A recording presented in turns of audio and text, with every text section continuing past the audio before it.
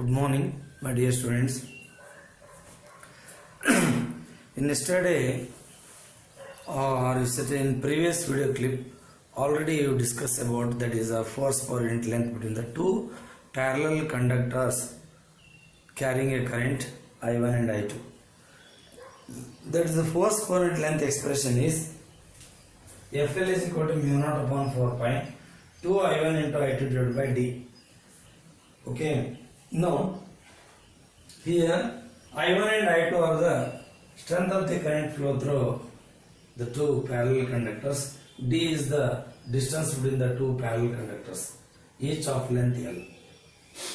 Now, what you got the equation? That is the mutual force between the two equations. F1 is equal to F2 is equal to mu naught upon 4 pi 2 I1 into I2 divided by D into L. You got this expression. L you have to take here F1 divided by L or F2 divided by L, that is used to be FL, force per unit length, that is mu naught upon 4 pi 2 I1 into I2 divided by D.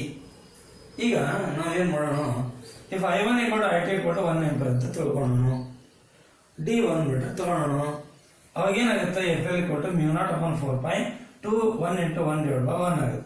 That is the mu naught upon 4 pi value. What is the mu naught upon 4 pi value? 2 into 10 to the power of minus 7. Right? Okay. That FL is equal to 2 into 10 to the power of minus 7 Newton per meter. Okay. But how you define this 1 ampere? 1 ampere can be defined as that current which flow in the two parallel conductors, it maintain 1 ampere current is maintained when the two parallel conductors negligibly vary cross section area apart at a distance 1 meter in a free space which experiences the force of 2 into 10 to the power of minus 7 Newton per meter. Once again repeat, 1 ampere can be defined as that current which maintained in the two parallel conductors apart at a distance of 1 meter in a free space which experiences the force of 2 into 10 to the power of minus 7 Newton per meter. This is the definition of 1 ampere. Very important definition. It is asked in the examination for 1 mark. You derive this expression or this expression and define 1 ampere. That question is asked in the examination for 5 mark. Okay, fine. Okay. Now, what is the magnetic dipole moment of current loop? ಈಗ ನೋಡಿ, ಇವಾಗ ಇದು north pole, ಇದು south pole, ಇದು bar magnetic. ಇದ್ರ magnetic charge ಏನಿರ್ತದೆ QM ಇರ್ತದೆ, ಇದ್ರ ಮ್ಯಾಗ್ನೆಟಿಕ್ ಚಾರ್ಜ್ QM ಇರ್ತದೆ. ಮ್ಯಾಗ್ನೆಟಿಕ್ ಚಾರ್ಜ್ ನೆಟ್ಟು ಆಂಪೇರ್ ಮೀಟರ್. ನಾ ಹೇಳಕತ್ತೀನಿ ಮ್ಯಾಗ್ನೆಟಿಕ್. ಇದಕ್ಕೆ ನಾವು ಮ್ಯಾಗ್ನೆಟಿಕ್ ಆಕ್ಸಿಸ್ ಅಂತ, ಸೆಂಟರ್ ಆಫ್ ದ ಮ್ಯಾಗ್ನೆಟ್. ಇಲ್ಲಿಂದ ಇಲ್ಲಿಗೆ 2L, ಇದಕ್ಕೆ ನಾವೇನಂತೀವಿ ಮ್ಯಾಗ್ನೆಟಿಕ್ ಲೆಂತ್ ಅಂತ. ಇದಕ್ಕೆ ಏನಂತೀವಿ ಮ್ಯಾಗ್ನೆಟಿಕ್ ಲೆಂತ್. ಇದು ಏನಿದು ಮ್ಯಾಗ್ನೆಟಿಕ್ ಆಕ್ಸಿಸ್. ಇದು equatorial line of the bar magnet ಅಂತ ಹೇಳ್ತೀವಿ. ಹಿಂಗೆ ತಗೊಂಡ್ರೆ ಇದು ಆಕ್ಸಿಸ್ ಅಂತ ನಾವು ಹೇಳ್ತೇವೆ. ಇದು magnetic charge. Magnetic charge unit ampere metre. ಹಂಗಾರೆ ಮ್ಯಾಗ್ನೆಟಿಕ್ ಡೈಪೋಲ್ ಮೂಮೆಂಟ್ ಎಂಬುದಿಂದ ಬರೀತಾರ ಅಥವಾ ನ್ಯೂದಿಂದ ಬರೀತಾರ is equal to magnitude of the magnetic charge. Okay, product of the magnitude of the magnetic charge and the magnetic length. ಅಂದ್ರೆ ಏನಾಗತ್ತೆ, ಇದು ampere metre ಆಗತ್ತೆ, ಇದು ಮೀಟರ್ ಆಗತ್ತೆ. Unit is ampere metre square. ಇದನ್ನ ಹಾಳಾಗುತ್ತಿರೋದು ಬಾರ್ ಮ್ಯಾಗ್ನೆಟ್ ಆಗ. Bar magnet ಅಲ್ಲಿ ಏನೇನು ಬರ್ತದೆ ಸೇಮ್ ಥಿಂಗ್ ಇಲ್ಲಿ ಬರ್ತದೆ. ಎಲೆಕ್ಟ್ರಿಸಿಟಿ ಒಳಗೆ ಏನು ಬರ್ತಾ ಒಂದೊಂದು 3 ತರ ಡಿಫರೆನ್ಸ್ ಏನೋ ಬರುತ್ತಾ, ಅದನ್ನ ಬಿಟ್ಟು ನೋಡಿದ್ದೆಲ್ಲ ಸಿಮಿಲರ್ ಪಾರ್ಟ್ಸ್ ಬರ್ತಾವೆ. ಇಲ್ಲೇನದು ಇದು bar magnet. Magnetic dipole moment ಏನಂತೇವೆ, the product of the magnetic charge and magnetic length ಅಂತ ನಾವು ಹೇಳ್ತೇವೆ. Unit ampere metre square. ಇದು ಮ್ಯಾಗ್ನೆಟಿಕ್. ಹಾಗಾದ್ರೆ magnetic dipole moment of current loop ಏನು? ಈಗ ಇದು ಕರೆಂಟ್ ಲೂಪ್ ಅಪ್ಪ. ಇದು ಒಂದು ಕರೆಂಟ್ ಲೂಪ್. ಇದು ಹೌದಾ? ಹಿಂಗ್ ಕರೆಂಟ್ ಲೂಪ್. ಇದಕ್ಕಿಂತ ಮೊದಲು ನಾ ಹೇಳಿದೆ, ನಾನು ಕರೆಂಟ್ ಲೂಪ್ ಕರೆಂಟ್ ಹಿಂಗ್ ಫ್ಲೋ ಆಯ್ತು. ಹಿಂಗ್ ಫ್ಲೋ ಆತಂದ್ರ ನಾವೇನ್ ಮಾಡ್ತೀವಿ ಹೇಳ್ರಿ, it is a north pole. It acts like ಹೀಗಾತು, ಇದು ಹೀಗೆ ಅಪೋಸಿಟ್ ಕ್ಲಾಕ್ ವೈ ಡೈರೆಕ್ಷನ್ ಅದಲ್ಲ. ಆಮೇಲೆ ಇದು ಹೆಂಗಿದೆ ಹೀಗೆ ಹೇಳಿದಿಲ್ಲ, ಇದು ಹೇಳಿದಿಲ್ಲ, ಇದು ನಾಲ್ಕು ತೋರಿಸೋದು ಹಂಗೆ ಹಿಂಗೆ ಲೂಪ್ ಕರೆಂಟ್ ಹಿಂಗೆ ಫ್ಲೋ ಆಯ್ತು ನಾಲ್ಕು ಥರ ಯಾಕೆ ಬರ್ತೈತಿ. ನಿನಗೆ ಹಿಂಗೆ ಫ್ಲೋ ಆಗೈತಿ ಅಂತ ತಿಳ್ಕೊಳಪ್ಪ.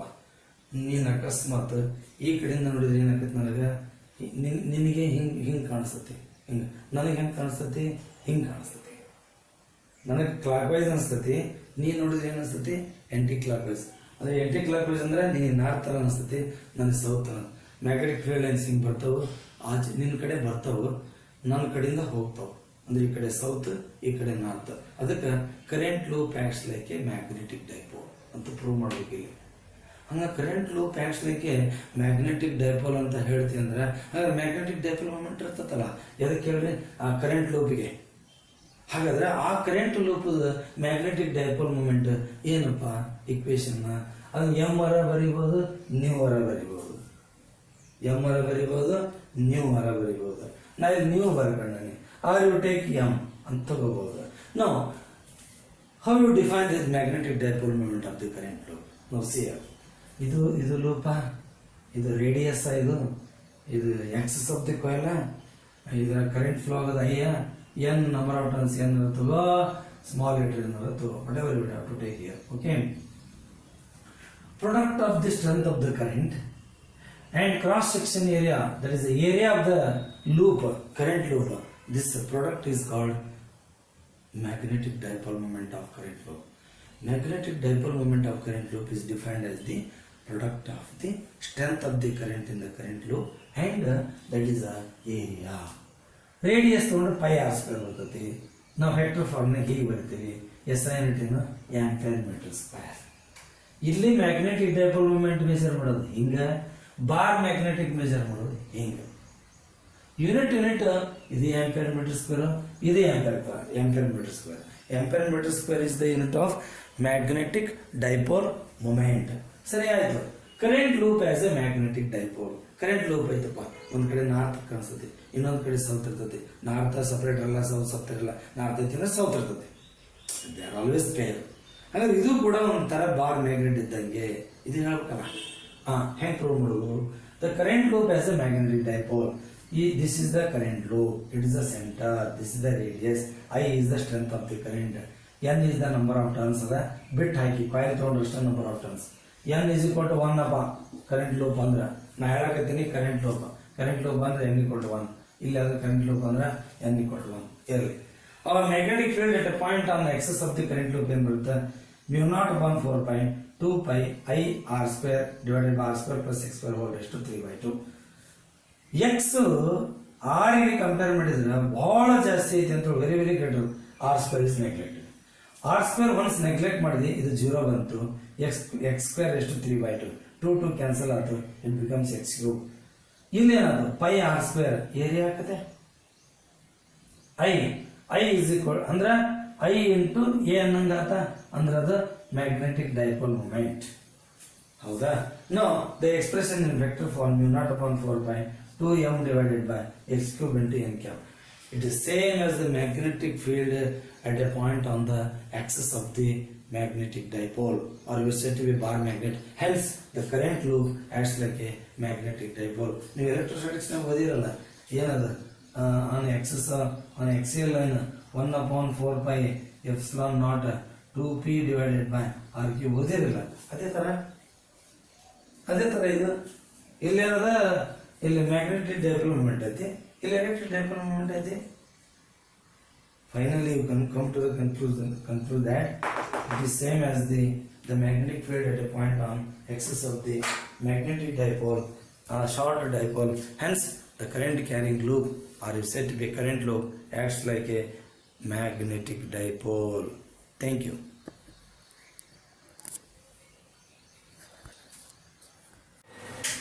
My dear students, now you know about that is a magnetic field concept. Today I am going to discuss about the solenoid and magnetic field produced by the solenoid in this video clip. Now already you observe the different equations. the magnetic field produced by the current element, and magnetic field produced by the current element by the Biot-Savart law. Magnetic field produced at a point on the axis of the current loop. Magnetic field produced at the center of the current loop or a coil.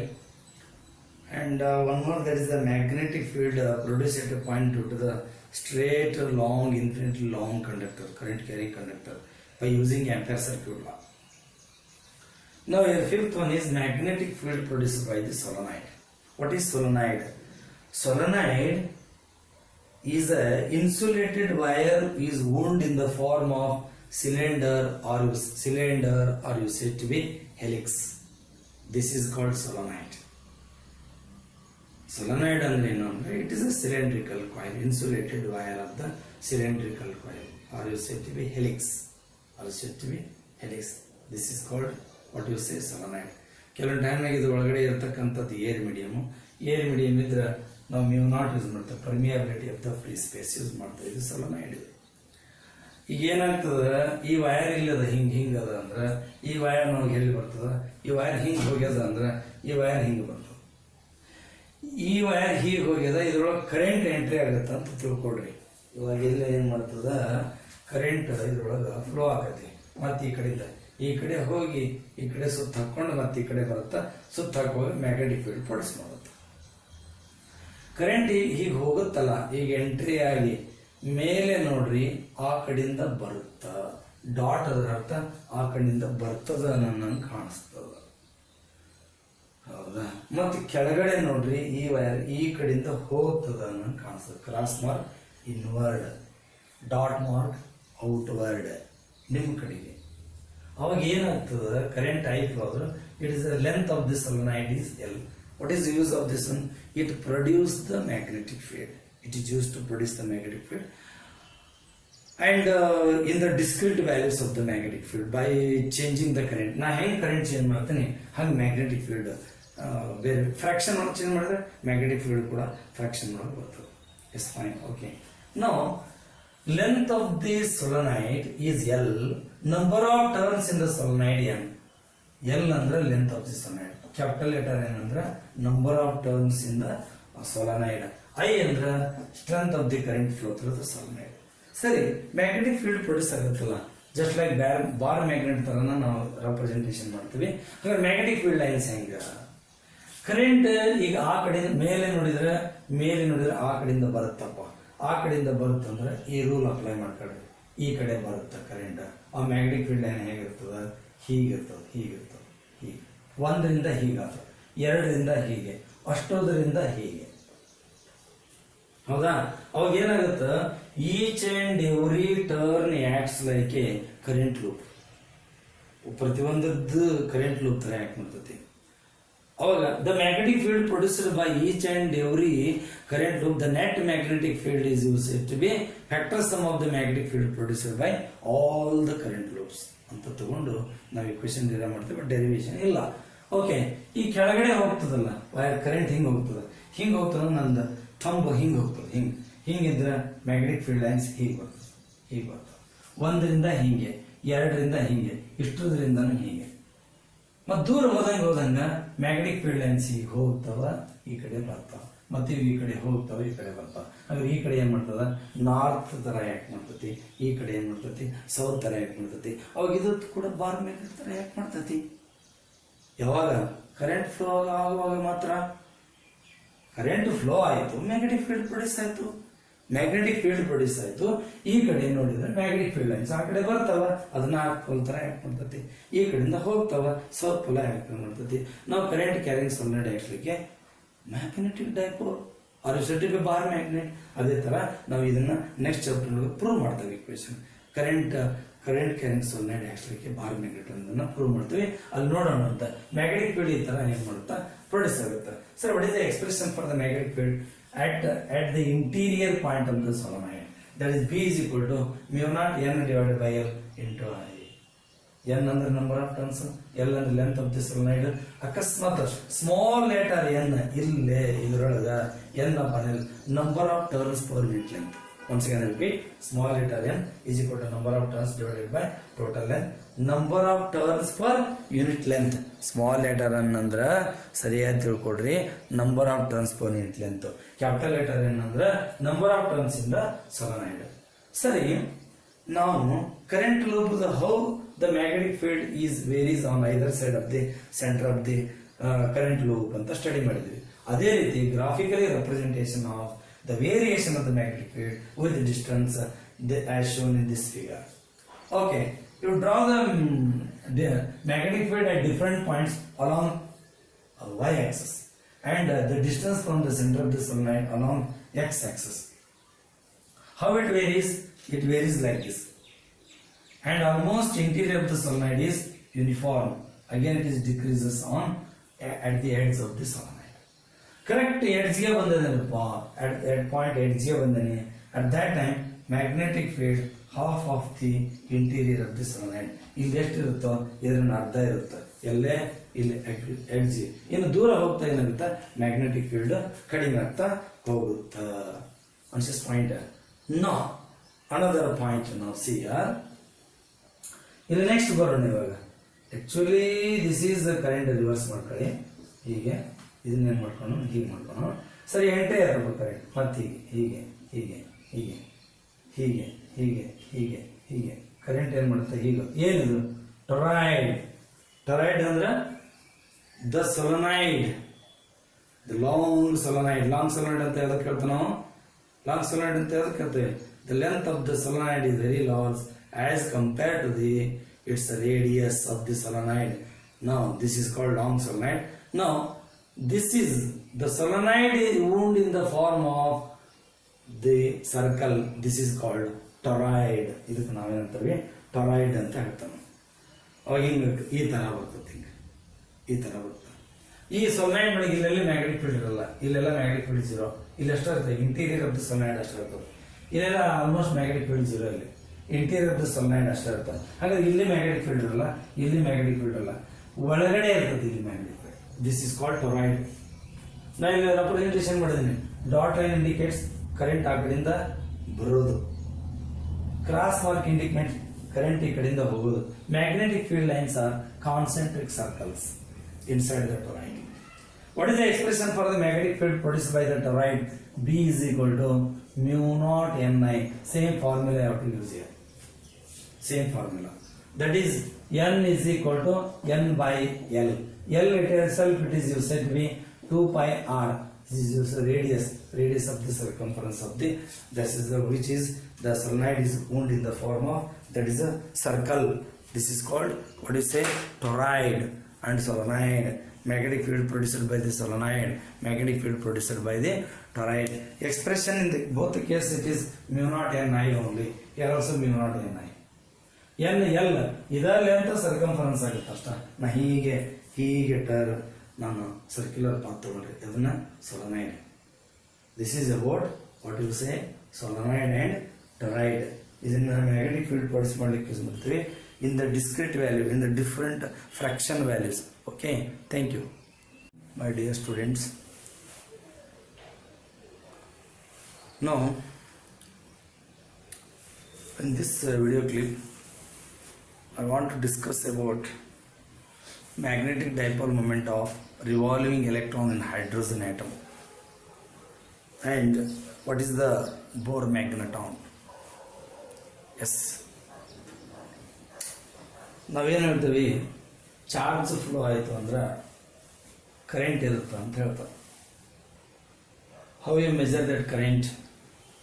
It is the ratio of the charge to the time, Q divided by T. Now you obtain the expression for the magnetic dipole moment of revolving electron. Yes, now in the case of Bohr magnet, already you know this one. This is said to be north pole, this is said to be south pole. Here magnetic charge is plus Qm, here magnetic charge is minus Qm. Now this is said to be magnetic axis, the line which is passing through the two poles of the magnet. This is called magnetic axis. Now magnetic dipole moment, according to this one, yes, that mu is equal to product of the magnitude of the magnetic charge and you said to be magnetic length.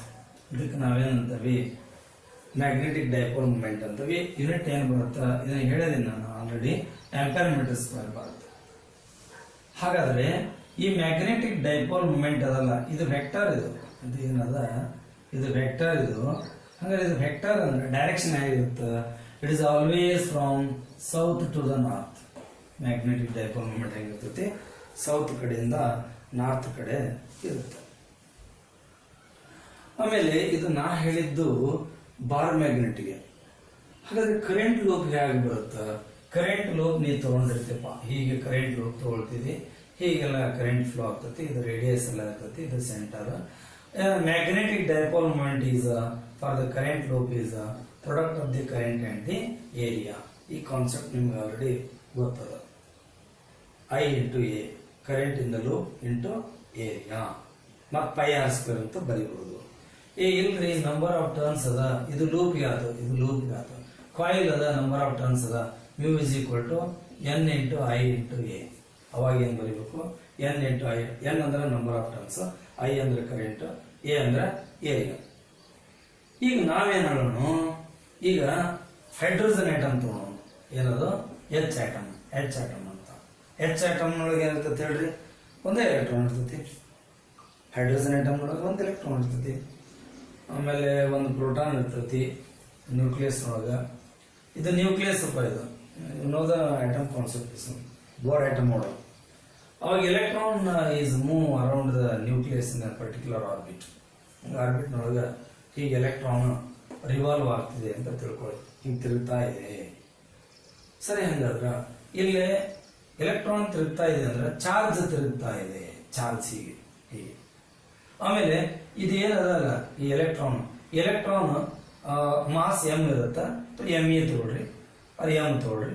ಇದ್ರ velocity V ಇರುತ್ತೆ, charge E ಇರ್ತದೆ ಅಂತ ತಿಳ್ಕೊಳ್ರಿ. R is the radius of the orbit ಅಂತ ತಗೊಳ್ಳೋಣ ನಾವು. ಈಗ charge ಹಿಂಗ್ ಹೋಗ್ತದ, ಒಂದು ಲೂಪ್ ನೊಳಗ ಹಿಂಗ್ ಹೋಗ್ತದ ಅಂದ್ರ ಆಟೋಮೆಟಿಕಲಿ ಇಲ್ಲಿ ಕರೆಂಟ್ ಇರ್ತದ, ಆರ್ಬಿಟ್ನಾಗ ಕರೆಂಟ್ ಇರ್ತದ.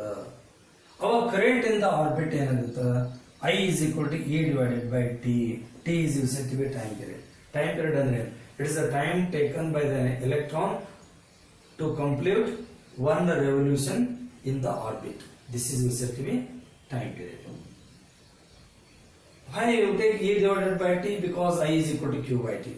Q, instead of Q you take a charge of the electron. Instead of T you take time period. Yes, T is the time period of revolution of the electron. What about the velocity or a speed of the electron? That is V is equal to 2 pi r divided by T. The distance covered divided by time. ಅಂದ್ರೆ time period ನೊಳಗ ಎಷ್ಟು distance cover ಮಾಡುತ್ತಾ? Time period ನೊಳಗ ಇದ್ರ circumference ಎಷ್ಟಿರುತ್ತ ಅಷ್ಟು distance cover ಮಾಡುತ್ತಾ. ಅದಕ್ಕೆ distance divide by time ಅಂದ್ರೆ circumference of the orbit divided by time. ಹಾಗಾದ್ರೆ ಟೈಮ್ ಏನಾಯ್ತು? 2 pi r divided by v. 2 pi r divided by v. Then you substitute t here. I is equal to E divided by 2 pi r by v. V you take in the numerator. E into v divided by 2 pi r, equation number 2. Yes. According to definition of the magnetic dipole moment, mu L is equal to current into area. I is equal to area is pi r square. It's considered as a current loop here. Am I right? If charge electron flow ಆಗ್ತಾ ಇದೆ, ಇದರಲ್ಲಿ current ಇದೆ ಅಂದ್ರೆ it is actually a current loop. Now current into area pi r square. ಹಾಗಾದ್ರೆ mu L ಏನಾಯ್ತು? I substitute ಮಾಡಿ, I is equal to E V divided by 2 pi r. E V divided by 2 pi r into pi r square. ಏನ್ cancel ಆಗುತ್ತ? ಒಂದು R cancel ಆಗ್ತದ, pi cancel ಆಗುತ್ತ, ಉಳಿದಿರೋದೇನು? E V R divide by 2. E charge of the electron, V velocity, R is the radius of the orbit. ಇದು anticlockwise ಇದೆ.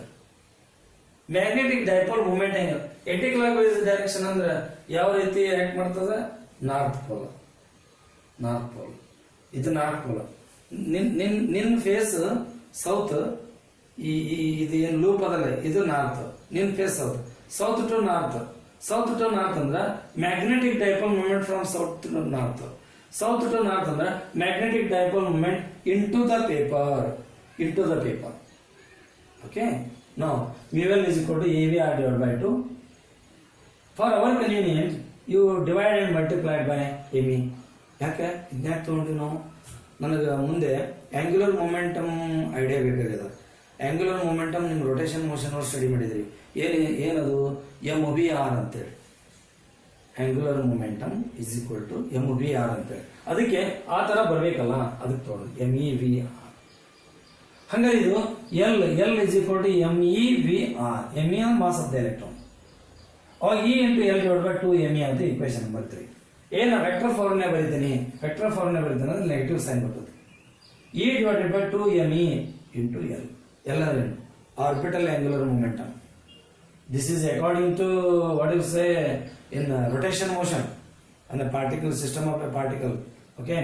Now mu1 is equal to minus E divided by 2ME into factorial equation number 4. Here negative sign indicate mu1 magnetic dipole moment opposite to that of orbital angular momentum.